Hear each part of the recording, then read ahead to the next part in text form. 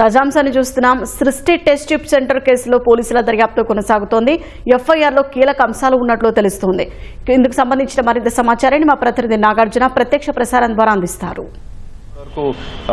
ఈ కేసులో సృష్టి సెంటర్కి సంబంధించినటువంటి నమ్రతతో పాటుగా మరొక ఇద్దరిని కూడా అరెస్ట్ చేశారు. దీంతో పాటుగా పక్కన ఉన్నటువంటి ఇండియన్ స్పెర్మ్ టెక్ అనేటువంటి కంపెనీకి సంబంధించినటువంటి ఆ సెంటర్ సంబంధించి మరొక 7గురిని పోలీసులు అదుపులో తీసుకున్నారు. గోపాలపురం పోలీసులు వాళ్ళని అదుపులో తీసుకుని ప్రస్తుతం గాంధీ ఆసుపత్రిలో వాళ్ళకి వైద్య పరీక్షలు నిర్వహిస్తున్నారు. అనంతరం వీళ్ళని న్యాయమూర్తి నివాసంలో హాజరుపరిచి వాళ్ళు రిమాండ్ తెలియజేసే అవకాశం కనిపిస్తుంది. ఇప్పటి వరకు ఈ కేసుకు సంబంధించినటువంటి దర్యాప్తులో భాగంగా పలు కీలక అంశాలను పోలీసులు గుర్తించడం జరిగింది. ఈ కేసు ఎఫ్ఐఆర్లో కూడా పలు కీలక అంశాలను కూడా ప్రస్తావించారు.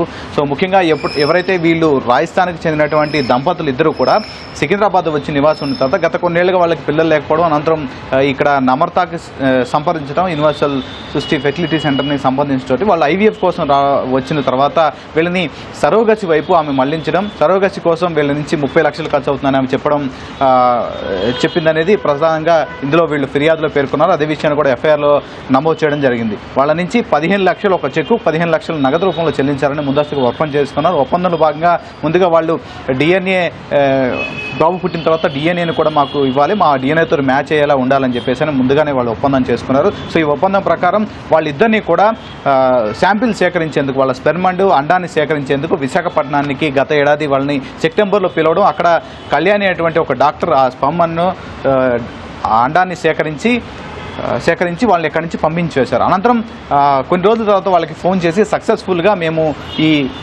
సరోగసీని ప్రవేశపెట్టాం, ఒక మహిళని అద్దె గర్భంలో మేము ప్రవేశపెట్టడం జరిగిందని చెప్పేసి వాళ్ళు ఫోన్ చేసి చెప్పడంతో మరికొంత డబ్బును నమ్రత ఖాతాలో వేశారు. సో ఇదంతా ఒప్పందం ప్రకారం చేయడం జరిగింది. రెగ్యులర్గా వాళ్ళ స్టేటస్ని వాళ్ళకి చెబుతూ వస్తున్నారు. అనంతరం ఈ ఏడాది మేలో బాబు పుట్టిందని చెప్పడంతో వాళ్ళని మిగతా డబ్బు కూడా వాళ్ళ ఖాతాలో నమ్రత వాళ్ళ ఖాతాలో వేయించుకోవడం, అనంతరం దీనికి సంబంధించినటువంటి డిఎన్ఏ రిపోర్ట్ను మాకు ఇవ్వాలని వాళ్ళు చెప్పారు. అయితే ఆ బాబుని అక్కడికి వెళ్ళి చూసేందుకు ప్రయత్నం చేసిగా ఎవరైతే ఈ రాజస్థాన్కి చెందిన భర్త ఎవరైతే ఉన్నారో ఆయన అక్కడికి వెళ్ళి చూసేందుకు ప్రయత్నం చేశారు. అప్పుడు అక్కడ ఉన్నటువంటి సరోగసి ఎవరైతే అద్దె గర్భాన్ని ఒప్పుకున్నారో వాళ్ళ భర్త డబ్బులు డిమాండ్ చేస్తున్నారు, గొడవ చేస్తున్నారని చెప్పడంతో అక్కడ మరొక 2.5 లక్షలకి 3.5 లక్షలు అడుగుతున్నారని చెప్పడంతో మరొక 2.5 లక్షలు వాళ్ళు చెల్లించడం జరిగింది.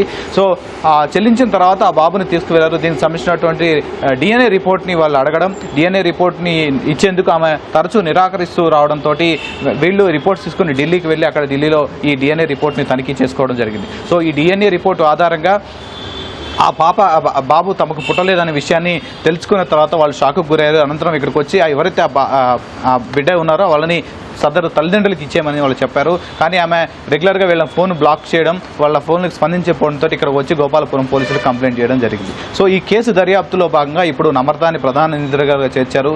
పలు సెక్షన్ల కింద కేసు నమోదు చేశారు. ఇందులో 2 టెక్నీషియన్